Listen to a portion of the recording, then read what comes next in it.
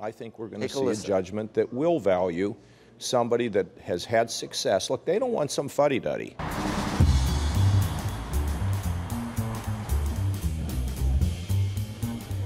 Instead of anger, you're talking empathy. You don't have the standard rhetorical hooks, the apocalyptic vision of the abyss that we're falling into under Clinton and Obama.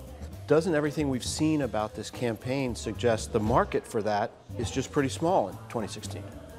I think I finished second in New Hampshire, didn't I, and beat everybody else except Trump? Well, look, I mean, if that's where the market is, then they're probably not buying me. But I don't think that's where the market is. I don't think people want to live in the dark. I think they have deep concerns, and they should.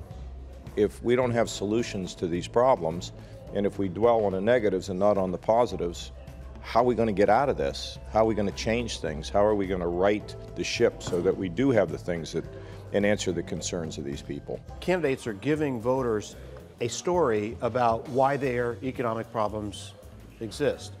Bernie Sanders says, the business model of Wall Street is fraud. You know Wall Street a little bit. I don't even know what that means. What does he mean it's a fraud? Wall Street's there to provide some of the glue to make that economic system churn.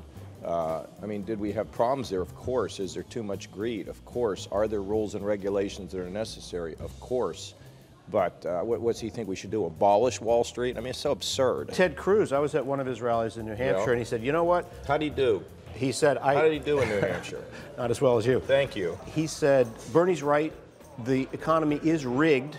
Does he say that the rich are stealing from the poor? Or here's the thing, the way I look at it.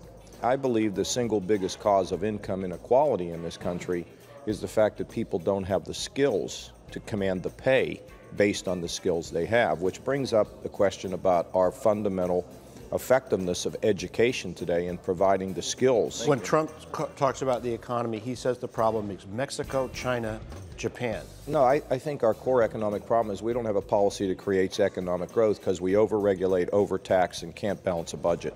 To blame these other bogeymen you can just beat up Mexico all day long, but if you can't balance a budget, have common sense regulations, help small business, and cut taxes, you're just not going to get what you need. The rest of the country doesn't. Now, John Kasich is just hoping to survive here in South Carolina, get on to friendlier terrain down the line. You've got Super Tuesday states, and including some in the north, Vermont, Massachusetts, where he's going to try to do well. And then he's trying to move on to Michigan, next to his neighboring Ohio. And on March 15th, you've got a winner-take-all primary in Ohio. His goal is to be alive and be able to claim those delegates. Now, if you look at the polls that we've seen in South Carolina, check this out. The new NBC Marist poll shows Donald Trump's lead coming down. Caution, other polls have shown him with a double-digit lead, but we show him coming down to single digits, 5 percentage points. John Kasich here in the second tier. A more sanguine picture for Hillary Clinton. If you look at the Democratic poll in South Carolina, that primary is not for another week, but she's got a very wide lead over Bernie Sanders. But meantime, she's got to survive, guys, the Nevada caucuses where she's running very close to Sanders, and we got to see how that comes out. Those caucuses are tomorrow.